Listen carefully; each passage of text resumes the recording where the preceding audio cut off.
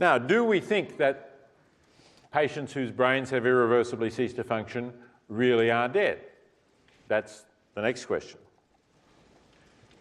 Let's put aside one issue that might mislead and distort your thinking about the issue that I'm trying to talk about, or direct your thinking away from the issue I'm talking about. I'm not talking about the reliability of the determination of brain death, okay? Every now and again you will read of a case, somebody who a doctor said was brain dead, or maybe two doctors or more said was brain dead, but they were not, for some reason, immediately removed from the respirator, and certainly their hearts were not removed from their bodies, and then they recovered.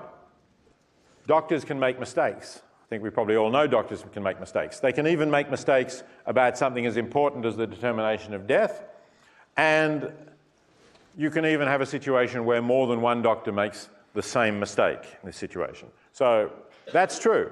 And what we ought to do about that is an interesting question. How many doctors we ought to have, or whether we ought to get them to repeat tests or something of that sort. There are definitely ethical questions that arise from this. But it's not possible to recover from brain death. Brain death is defined as the irreversible cessation of all brain function. When brain death has been correctly diagnosed, you are actually dead. And we often don't think of people in this way. Here is a case like that. Look at the newspaper headline. This is a woman who, when you read the text, had been declared brain dead. Her brain had totally ceased to function. But her bodily functions were being maintained because she was pregnant. And her husband and the father of the child said that he wanted her bodily functions to be maintained so that the child could develop a little further. The child at the time was too premature to be delivered, so that the child could develop to a point where a C-section could be performed and the baby could be born healthy, which is what happened. And this is by no means the only case of this kind. There have been several cases of pregnant women who have been declared brain dead, but their bodily functions have been kept going, sometimes for as long as 3 months, so that a healthy baby could be born. Now, one thing about this is look at the newspaper headline. So say when you read the text of the article clearly says that her brain function had ceased last month. But it also says she'd been kept alive with a respirator. Well, if we believe in the definition of brain death, if her brain function had ceased, and there's no reason that this was irreversible, she didn't recover, although the baby was delivered, then she's not actually alive. She's not being kept alive.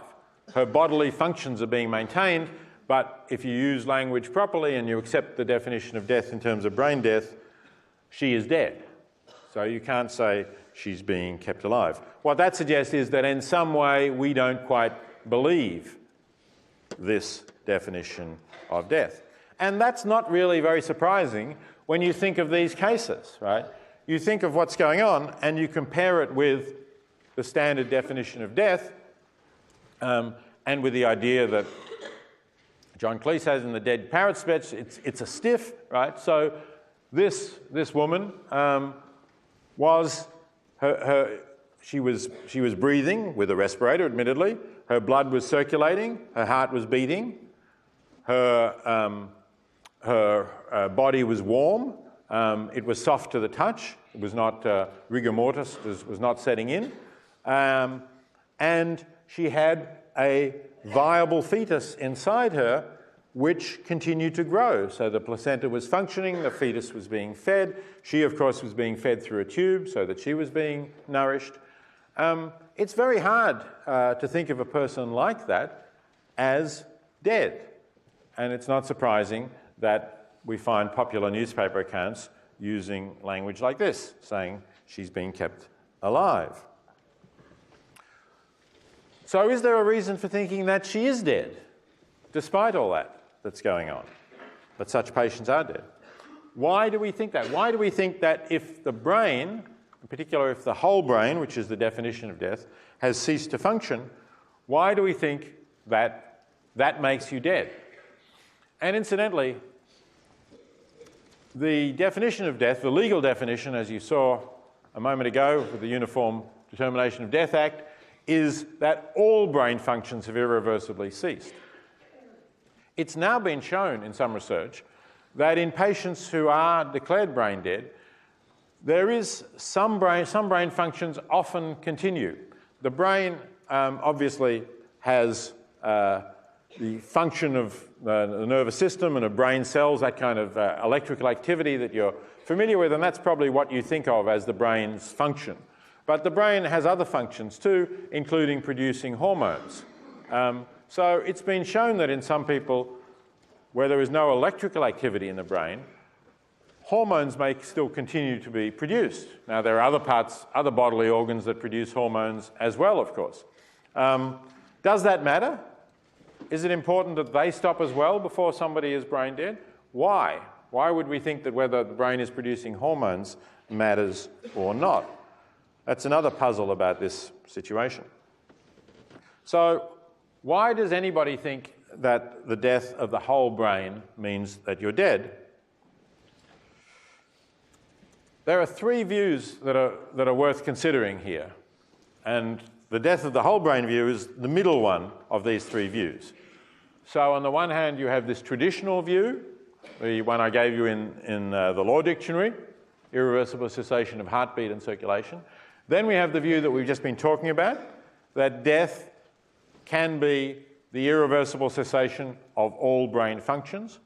And then we have a view I haven't mentioned yet, but I will because it's important to that question that I began with, is what is it that we think really matters in human death?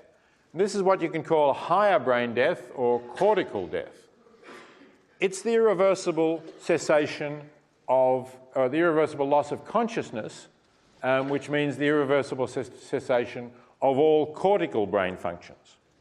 Okay, so we have the cortex and we have the brain stem. The Uniform Definition of Death Act said all brain functions, including the brain stem. But if you only have the brain stem, you're not conscious anymore. The brain stem is what regulates bodily functions that continue even when you're unconscious, when you're asleep or when you're in a coma. So the brain stem regulates your breathing and heartbeat. But it's not, doesn't seem to be part of consciousness.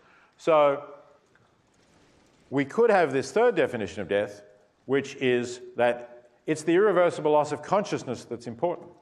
And that makes some intuitive sense, because if you think about what you would feel, when you would feel, suppose you've got a close friend or a family member, and if you think about under what circumstances might I feel that my friend no longer exists, is no longer there? Would I think that he's still there if his body is warm and his heart is beating and his blood is circulating, but he is permanently unconscious? He will never recover consciousness. I'll never be able to speak to him. He'll never be able to respond to me in any way. Well, I think many people would think, under those circumstances, then I've lost him or her. He's gone. So that might be a reason for going for the third view, for moving on from brain death to higher brain death. So the question that we're looking at is, so we have moved in law from just the first to the second, or to the first and the second combined. Is there a justification for doing that that is not also a justification for moving to the third possibility? Here's one justification that's in your reading from the book by Grisey and Boyle, who are defending a traditional view here. They're Catholic theologians, moral philosophers, and they are defending the notion of brain death, and they are saying death is the irreversible loss of integrated organic function. And they're saying the role of the brain is to produce that kind of integrated organic function, and once the whole brain ceases to function, then the dynamic equilibrium, as they call it, is lost. Decomposition of the body begins. Essentially, you start to rot, and surely then you're dead. But, of course, that's not really true given the medical technologies that we have. You can't say that a woman who is supported on respirators and with tube feeding and so on in a hospital for 3 months while her fetus develops to the point at which it can survive, you can't say that her body is decomposing. It's obviously not. So the dynamic equilibrium can be preserved. Yes, it's being preserved artificially, but that doesn't matter. We don't think people are dead because some of their functions are being supported artificially. So it doesn't seem to be true that the death of the whole brain is the irreversible loss of integrated organic functioning.